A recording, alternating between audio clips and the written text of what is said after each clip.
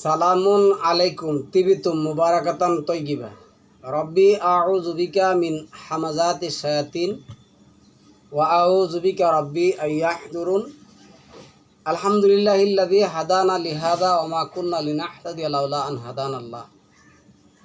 সম্মানিত মুসলিম ভাই বোনেরা, আমন্ত্রণ জানাচ্ছি আজকের একটি টপিক।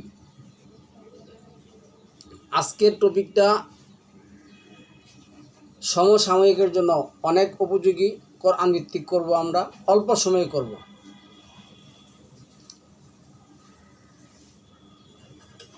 আমাদের হাদিসের যারা অনুসারী আছেন তারা বরাবরই কোরআনকে অবমাননা করেন, অপদস্থ করেন, যদিও তারা ব্যর্থ চেষ্টা করেন।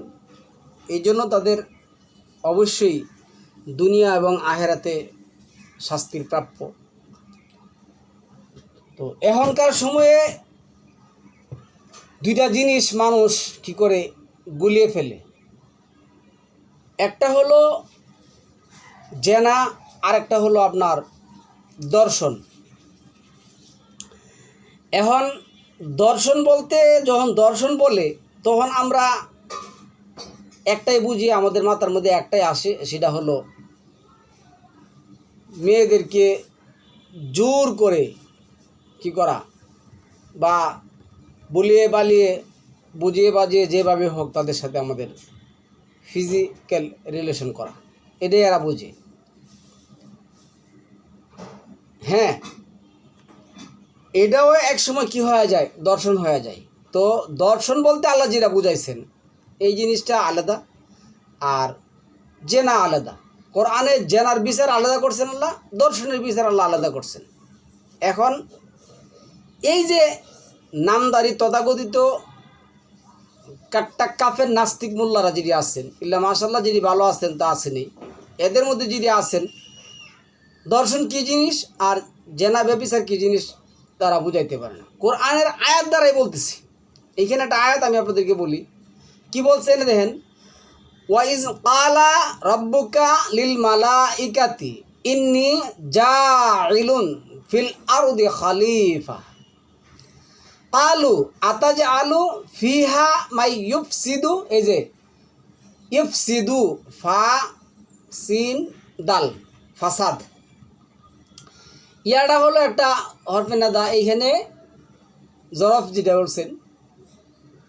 তো এই ইয়াটা বসার কারণে এইটা কিন্তু একটা বার্ব, ফেল, ক্রিয়া, কাজ। এই যে ইয়া বসার কারণে এটা কী হয়েছে, মুদারে হয়ে গেছে। তারা আগেও এই কাজ করতো, এখনও এই কাজ করবে, ভবিষ্যতেও করবে, এখনও করছে, ভবিষ্যতে করবে। আরবিতে বর্তমান বলে কোনো কিছু নেই। ফিহা ওয়াফসি কুদ্দিমা। তো আমরা এর বুঝতে থাকি, স্মরণ করো তোমার প্রতিপালক যখন ফেরেশতাদেরকে বললেন আমি জমিনে প্রতিনিধিত্ব করার জন্য কি করার জন্য খলিফা সৃষ্টি করবো, খালিফা প্রতিনিধি করার জন্য, তখন তারা বলল আপনি কি সেখানে এমন কাউকে পাঠাবেন, প্রতিনিধি করবেন যে ফাসাদ সৃষ্টি করবে, অশান্তি সৃষ্টি করবে, রক্তপাত ঘটাবে। এখন অশান্তি সৃষ্টি করা, ফাসাদ সৃষ্টি করার অনেক কাজ কিন্তু আছে, এগুলি আর আল্লাহ বলে দিয়েছেন। এই 2 নম্বর সূরা বাকারার মধ্যে আল্লাহ বলছেন, দেখেন 2 নম্বর সূরা বাকারার 205 নম্বর আয়াতের মধ্যে কি বলছেন, এইখানে কি বলছেন, ওয়াইজা তাওয়াল্লা সাআউ ফিল আরদ, আমি যখন তাদেরকে জমিনে কি করি, আমি যখন তাদেরকে জমিনে প্রতিষ্ঠিত করি, ফিল আরদ লিউফসিদা ফিহা, লিউফসিদা ফিহা, এই যে ফা সিন দাল ফাসাদ, এখানে কিন্তু লি আসছে, লি ইউফসিদা ফিহা ওয়ায়ুহ লিকা ওয়ায়ুহ লিকাল হারসা অন নাসলা আল্লাহু লা ইউহিব্বুল ফাসাদ। ফাসাদ সৃষ্টিকারীদেরকে আল্লাহ কি করে না পাবে। এখন ফাসাদ শব্দটা কিন্তু বহু ধরনের হতে পারে, অনেকভাবে ফাসাদ হইতে পারে।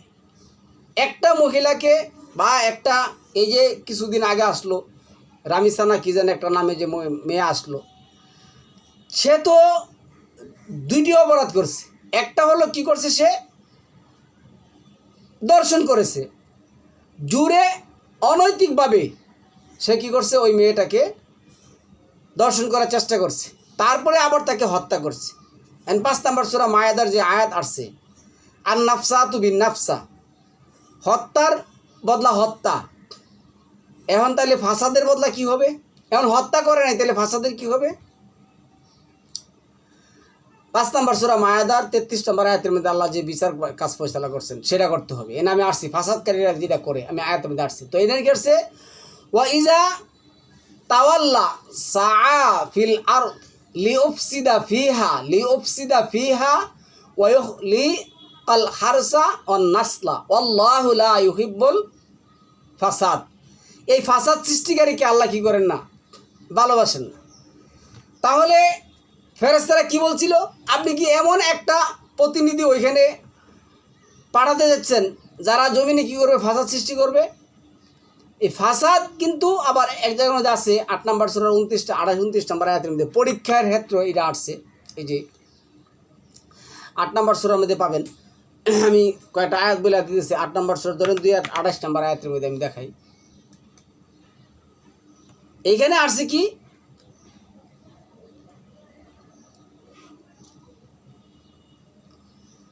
ওয়ালামু আন্নামা আমওয়ালুকুম ওয়া আওলাদুকুম ফিতনাত ওয়া আন্নাল্লাহা ইনদাহু আজরুন আযীম।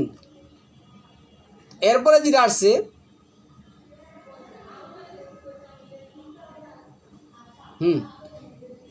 ওয়ালামু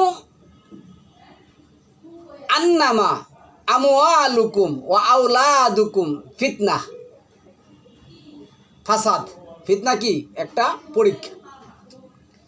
তো এই যে ফাসাদ সৃষ্টিকারীরা, তারা কিভাবে ফাসাদ করে? এই ফাসাদ বহু ধরনের হইতে পারে,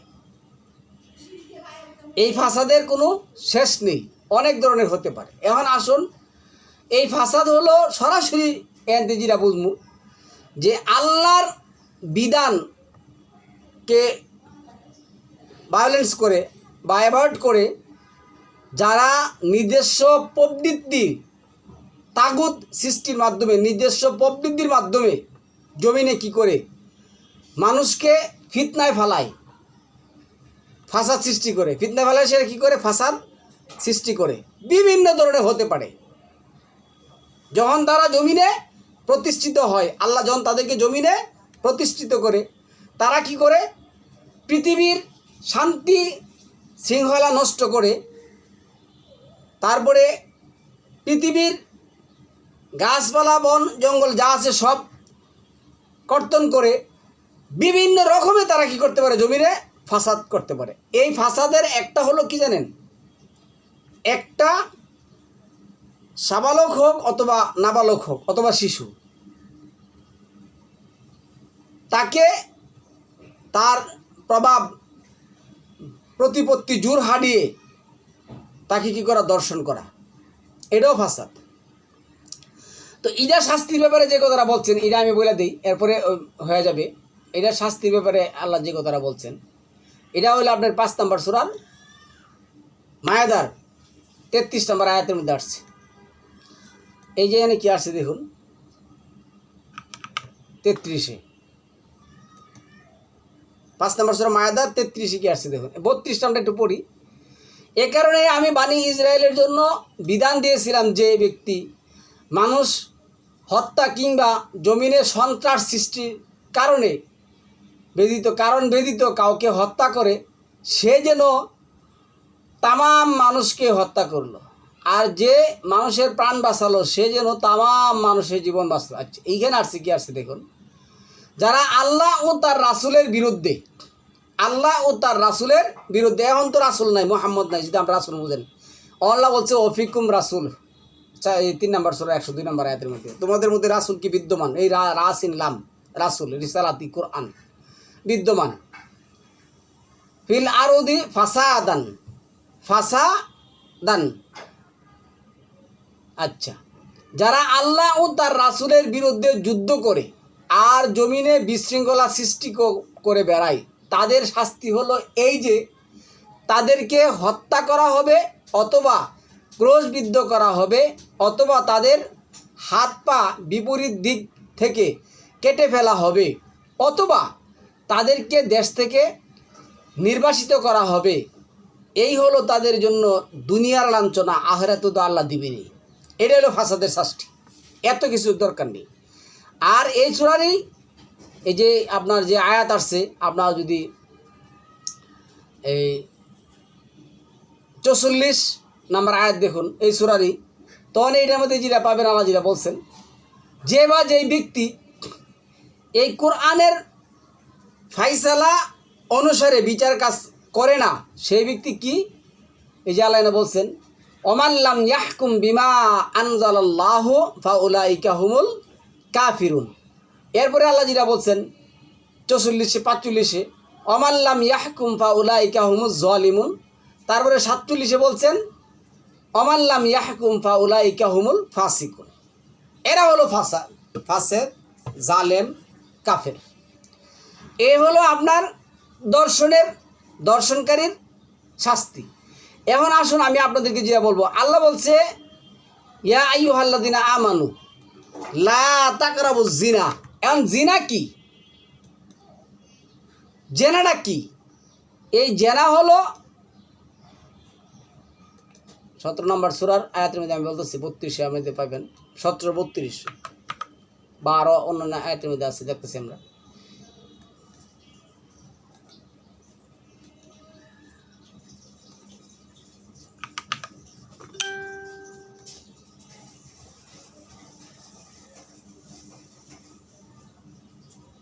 এই যে আল্লাহ যে ওয়ালা তাকরাবুজ জিনা ইন্নাহু কানা ফাহিশা ওয়া সাআ সাবিলা।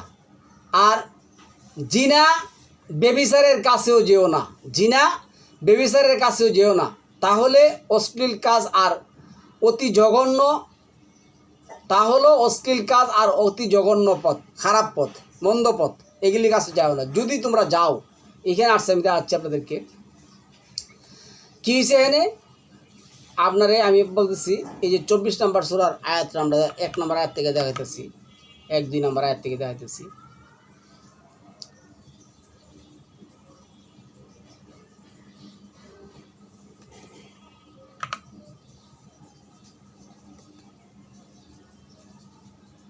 এই 24 নম্বর সূরার 1 নম্বর আয়াতে কি বলছেন?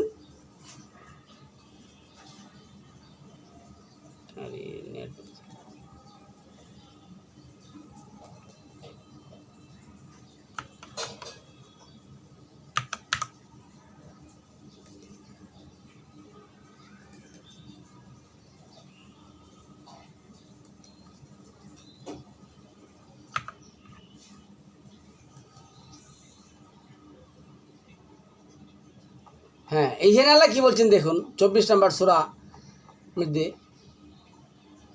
আমরা যদি এই আয়াতগুলি দিই, 1 নম্বর আয়াতে বলছেন আমি যে বলে আসছিলাম 8 এর মধ্যে, সূরাতুন আনজালনাহা ওয়া ফারাদনাহা ওয়া আনজালনা ফিহা আয়াতিম বাইয়িনাত লাআল্লাকুম তাযাক্কারুন। তারপরে কি তোমরা উপদেশ দিবা না? আমি তো এটাকে একটা সূরা বানিয়েছি এবং এইটাকে তোমাদের উপর আমি ফারিদা করেছি। কি আসছে এখানে? বেবিচারিণী ও বেবিচারী তাদের প্রত্যেকের 100 করে বেত্রাঘাত করো। ওই যে আল্লাহ বলছেন লা তাকরাবুজ জিনা, জেনা হলো বেবিচার, এটা খুব খারাপ মন্দ একটা পথ। যদি যাও তাহলে আল্লাহ শাস্তি। বেবিচারিণী ও বেবিচারী, এখন বেবিচারিণী ও বেবিচারী এইটা কি, জেনাটা কি? জেনা হলো দুই ধরনের হয়। একটা হলো ছেলে মেয়ের মধ্যে বিবাহ বন্ধনে আবদ্ধ হয় নাই, এটা তো কোরআন ভিত্তিক বিয়ে, এটা হলো সমাজের বিয়ে। সমাজের বিয়ে তো আর হয় না। ছেলে মেয়ের মধ্যে কি হয় নাই, বিবাহ বন্ধনে আবদ্ধ হয় নাই, অথচ উভয়ের সম্মতিতে তারা কি করছেন, এই জেনা করছেন। উভয়ের সম্মতিতে তারা কি করছেন, এই জেনাটা করছেন, বেবিচার করছেন, অপরাধ করছেন, অন্যায় করছেন, যেটা হারাপ এবং মন্দপথ। এটা হলো জিনা। আর দর্শন হলো জোর। আচ্ছা, তো এই যে উভয়ের সময় আবার হলো কি জানেন, আবার হলো ছেলে এবং মেয়ে উভয়ই বিবাহিত হয়েছে, বিবাহ হওয়ার পরে তারা কি করছেন, এই জানার কাজে লিপ্ত হয়েছেন। উভয়ের সম্মতিতে জানার কাজে লিপ্ত হয়। উভয়ের সম্মতিতে জানার কাজে লিপ্ত না হলে একজনকে আরেকজন জোর করলে এটা দর্শন হয়ে যায়। তো এইখানে আল্লাহ বলছেন এই কাজ আমি নিষেধ করেছি, এখন এটা যদি তোমরা করো তাহলে আল্লাহ কি বলছেন, বেবিচারী ও বেবিচারিণী ও বেবিচার তাদের প্রত্যেককে 100 করে বেত্রাঘাত করো। আল্লাহর আইন কার্যকর করার ব্যাপারে তাদের প্রতি দয়া মায়া তোমাদেরকে যেন প্রভাবিত না করে। এখন আপনার আত্মীয় স্বজন বন্ধু বান্ধব ছেলে মেয়ে হইতে পারে, আপনি বিচারক, আল্লাহ বলছে এটা যাতে তোমার কি না করে, দুর্বল না করে। যদি তোমরা আল্লাহ ও আখিরাত দিনের প্রতি বিশ্বাস স্থাপন করো থাকো, একদল মুমিন যেন তাদের শাস্তি প্রত্যক্ষ করে। এখন আমি আপনাকে বলি শুনুন, এখন আমাদের সমাজে উল্টোটা দাঁড়াইছে কি জানেন, এখন দাঁড়াইছে যে করে তারটা কি করে লুকায় রাখে, যে করে না তাকে মিথ্যা অপবাদ দিয়ে সমাজের মধ্যে তাকে কি করার জন্য, জেনাকারিণী এবং বেবিচারিণী বানানোর জন্য তারা কি করে। তখন আল্লাহ বলছে বেবিচারী বিয়ে করে না, বেবিচারিণী বা মুশরিক নারী ছাড়া, আর বলছে বেবিচারিণী তাদের বিয়ে করবে, এটা বাদ দেন। এইখানে 4 নম্বরে যেটা বলছে, যারা সতী সাধ্বী নারীর উপর অপবাদ দেয় অতঃপর 4 জন সাক্ষী উপস্থিত না করে। আমি একটা তাফসীরের মধ্যে এমন পাইছি যে একজন মহিলা জানা করে 4 জন সাক্ষী প্রত্যক্ষ করতে হবে, দেখতে হবে। এটা কি সম্ভব? আমি আইসা দেখলাম এক মহিলা কি করছেন, জানা করতেছেন। কারণ আমি যদি বলি যে না আমি দেখলে তো হবে না, আরও 4 জন লাগবে, আমি 4 জন আনতে জানা করে তারা পার পেয়ে যাবে। আল্লাহ এটা বলে নাই। আল্লাহ বলছে তোমরা যদি কোনো নারীর উপর এই জানার অপবাদ দেও তাহলে তোমাদের সমাজ থেকে আরও 3 জন লাগবে, আরও 3 জন কী করতে হবে লাগবে। এই 4 জন যদি মিললে তাকে কি করে শাস্তি দেয় বা সাক্ষ্য দেয় তাহলে কি করতে হবে, এটা ধরে নিতে। এই এটাই লেখছে অতঃপর 4 জন সাক্ষী উপস্থিত না করে তাদেরকে 80টি বেত্রাঘাত করো। জেনা করছে উভয় সম্মতিতে, বিবাহিত বা অবিবাহিত, তাদেরকে 100টি। আর যেই ব্যক্তি কাউকে সমাজে খেয় প্রতিপন্ন করার জন্য, তার ইজ্জত সম্মান নষ্ট করার জন্য মিথ্যা অপবাদ দিয়ে তাকে জেনাকারী বানায়, তাকে কি করতে হবে, সে যদি 4 জন আরও 3 জনের যদি বা আরও 4 জনের যদি সে উপস্থিত না করতে পারে তাহলে কি করতে হবে, তারা 80টা বেত্রাঘাত দিতে হবে। 5 নম্বর আয়াতে বলছে অবশ্যই এরপর যদি তারা তাওবা করে সংশোধিত হয়, কেননা আল্লাহ বড়ই দয়াবান। এখন আমরা শেষ করে দেব এই 4 নম্বর সূরা নিসার মধ্যে কী বলছে দেখেন। 4 নম্বর সূরা নিসার 16 নম্বর 16, 17, 18 নম্বর আয়াত আমরা দেখব। এইখানে কি আসছে, আচ্ছা এইখানে আসছে 16 দেখি আমরা 16।